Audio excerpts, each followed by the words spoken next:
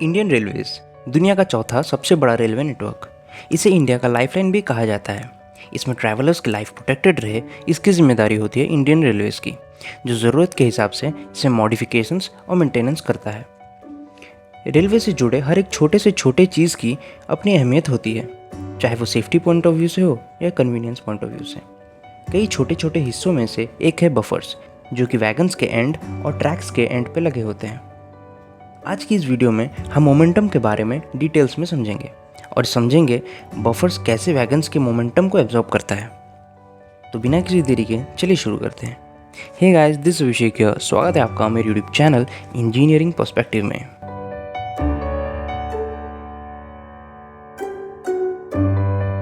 पहले तो हमें मोमेंटम को समझना होगा। मोमेंटम एक ऑब्जेक्ट के क्वांटिटी ऑफ मोशन को एक्सप्रेस करता है, या फिर यूं कह लीजिए एक ऑब्जेक्ट के क्वांटिटी ऑफ मोशन को एक्सप्रेस करने के लिए हम मोमेंटम यूज़ करते हैं। किसी भी ऑब्जेक्ट का क्वांटिटी ऑफ मोशन जितना ज़्यादा होगा, उसके मोशन में चेंज लाना उतना ही मुश्किल होता है। चलिए एग्जांपल की मदद से समझते हैं। अज्यूम कीजिए एक कार और एक ट्रेन दोनों ही आपकी तरफ 10 किलोमीटर पर आवर की स्पीड से बढ़ रही हैं। कंपैरेटिवली किसे रोकना आपके लिए ज़्यादा आसान होगा? ऑब्वियसली कार को रोकना आसान होगा, क्योंकि उसका मास कम होता है। तो इस एग्जांपल से हम ये कंक्लूड कर सकते हैं कि मोमेंटम यानी quantity of motion of an object मास पे डिपेंड करता है। अब एक सेकेंड केस लेते हैं। इसमें दो कार आपकी तरफ बढ़ रही हैं, जिसमें एक कार की स्पीड है 10 किलोमीटर पर आवर और एक कार की स्पीड है 20 किलोमीटर पर आवर।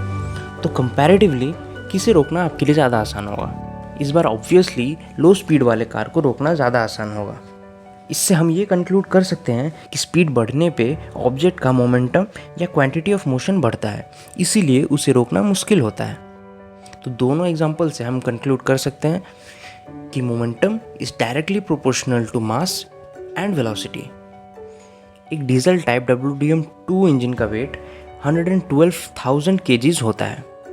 अगर उसका स्पीड सिर्फ 10 किलोमीटर पर आवर भी अज्यूम करें तो उसका मोमेंटम होता है 311,000 kg मीटर पर सेकेंड।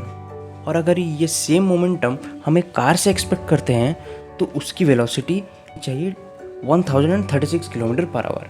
अब यहाँ पे हम कार के वेट को 1080 kgs मेज़र कर रहे हैं। अगर एक diesel locomotive engine 10 kilometre per hour की स्पीड से मूव कर रहा है तो हमें उसे रोकने के लिए उतना ही एफर्ट देना पड़ेगा जितना कि 1036 किलोमीटर पर आवर से मूव करती हुई कार को रोकने के लिए देना पड़ेगा। हमने ये सारे कैलकुलेशंस सिर्फ इंजन के लिए किए हैं। आप अंदाज़ा लगा सकते हैं कि पूरी ट्रेन का मोमेंटम कितना होता होगा। चलिए देखते हैं आपका अंदाज़ा कितना सही है।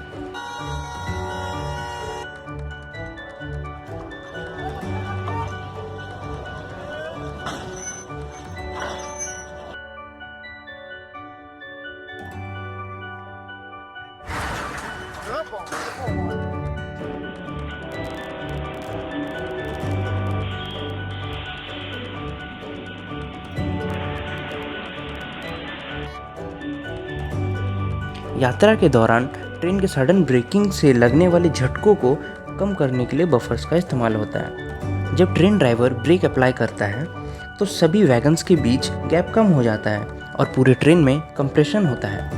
अगर बफर्स शॉक एब्जॉर्बर की तरह काम ना करें तो वैगन्स एक दूसरे से टकराएंगे, जिससे वैगन्स को डैमेज होगा और यात्रियों को भी झटका लगेगा। ऐसे ही बफर्स ट्रैक के एंड पे भी होते हैं, ताकि कोई रोलिंग ट्रेन अगर किसी वजह से आउट ऑफ कंट्रोल हो जाए तो मिनिमम डैमेज पे उसे रोका जा सके।